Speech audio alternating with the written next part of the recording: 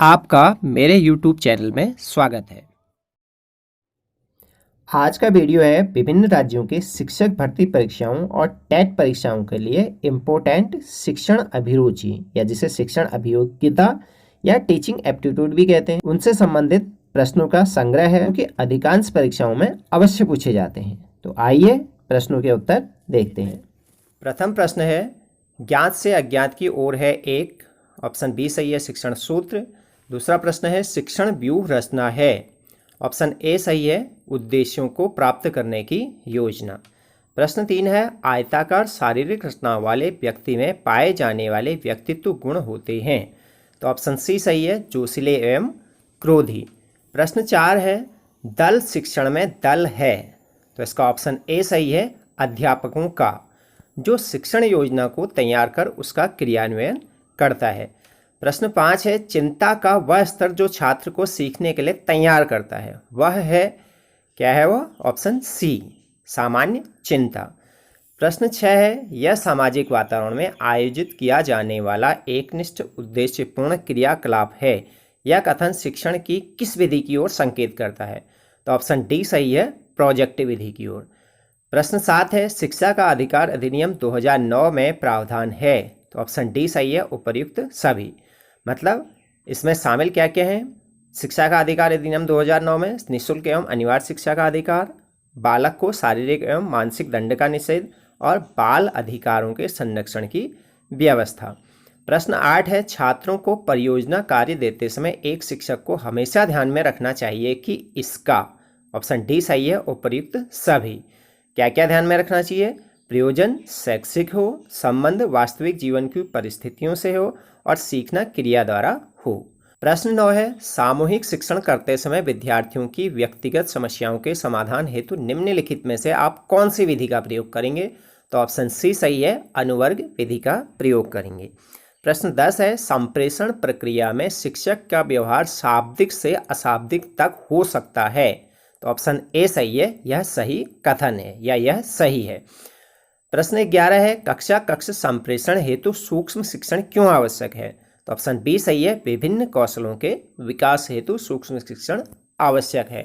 प्रश्न 12 है, अध्यापक होने के नाते यदि आप किसी विद्यार्थी की बुरी आदत को सुधारना चाहते हैं तो क्रियात्मक योजना बनाते समय आप अधिगम के किस सिद्धांत को ध्यान में रखेंगे? तो ऑप्शन सी सही है, शास्त्रीय अनुबंधन सिद्धांत को ध्यान में रखेंगे। प्रश्न 13 है, व्यक्तित्व किसी व्यक्ति के व्यवहार का कौन सा पक्ष है? तो ऑप्शन बी सही है, गैर संज्ञानात्मक पक्ष। प्रश्न 14 है, विद्यार्थियों को कठिन शब्दों का अर्थ समझाने की व्यवहारिक विधि है। तो ऑप्शन ए सही है, उन शब्दों को वाक्यों में प्रयोग करके पढ़ाना। प्रश्न 15 है, एक बालक काले कुत्ते, काले बिल्ली एवं काले कोट को देखकर डरने लग गया है, इस प्रकार के अनुबंधन में निहित है। तो ऑप्शन बी सही है, उद्दीपक का सामान्यीकरण। प्रश्न 16 है, आनुवांशिक गुणों का वास्तविक संवाहक क्या है? तो ऑप्शन सी सही है, जीन्स आनुवांशिक गुणों का वास्तविक संवाहक होता है। प्रश्न 17 है, निम्नलिखित में से एक शैक्षिक मापन की विधि नहीं है। तो ऑप्शन बी सही है, मानक संदर्भित परीक्षण एक शैक्षिक मापन की विधि नहीं है। प्रश्न 18 है, वंशानुक्रम को समझने के लिए आपको आवश्यक रूप से समझना होगा। क्या क्या समझना होगा? उपयुक्त सभी, मतलब समानता का नियम भी समझना होगा, भिन्नता का नियम भी समझना होगा और प्रतिगमन का नियम भी समझना होगा। प्रश्न 19 है, क्रियात्मक अनुसंधान में कौन सा पद सम्मिलित नहीं होता है? इसमें नहीं होता है की बात आ रही है, तो तब ऑप्शन बी सही है, परिणामों का सामान्यीकरण। प्रश्न 20 है, निम्नलिखित में से कौन सा तथ्य निर्देशन एवं परामर्श का अंग नहीं है? तो ऑप्शन सी सही है, संवेगों का विकास करना निर्देशन एवं परामर्श का अंग नहीं है। प्रश्न 21 है, श्यामपट्ट पर लिखते समय अक्षरों का आकार तय करने के लिए आप किस बात का विशेष ध्यान रखेंगे? तो ऑप्शन ए सही है, श्यामपट्ट तथा विद्यार्थियों के मध्य दूरी का विशेष ध्यान रखेंगे। प्रश्न 22 है, संज्ञानात्मक व्यवहारगत कौशल के अंतर्गत विद्यार्थी को सैद्धांतिक कथनों के उपयोग को वास्तविक परिस्थितियों में समझने के समक्ष बनाना कहलाता है। वो क्या कहलाता है? ऑप्शन बी सही है, अनुप्रयोग कहलाता है। प्रश्न 23 है, निम्नलिखित में से किसी विद्यार्थी के आंतरिक मनोभावों के माप की सर्वोत्तम प्रवृत्ति कौन सी है? तो ऑप्शन डी सही है, प्रत्यारोपण विधि। किसी विद्यार्थी के आंतरिक मनोभावों के माप की सर्वोत्तम प्रविधि है। प्रश्न 24 है, शिक्षण अभियोग्यता से तात्पर्य है। तो ये तात्पर्य है ऑप्शन सी सही है, शिक्षक के व्यवसाय की सभी वांछित योग्यताएं रखना।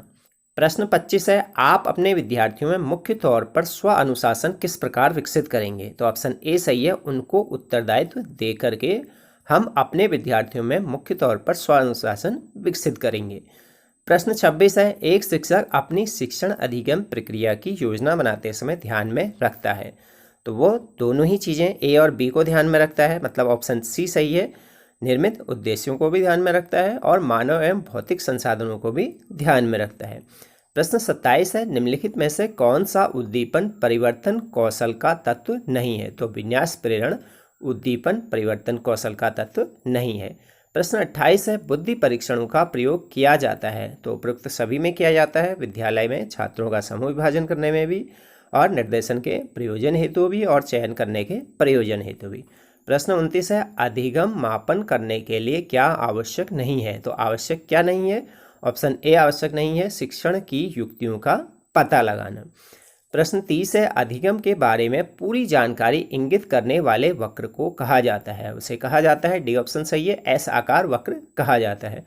यदि आपको वीडियो पसंद आई तो वीडियो को लाइक कीजिए और ऐसे ही अन्य ज्ञानवर्धक वीडियो देखने के लिए हमारे चैनल को सब्सक्राइब कीजिए और बेल आइकन को प्रेस कर दीजिए, जिससे हमारे द्वारा जैसे ही कोई वीडियो अपलोड किया जाएगा तो आपको उसका नोटिफिकेशन सबसे पहले मिल जाएगा। Thanks for watching.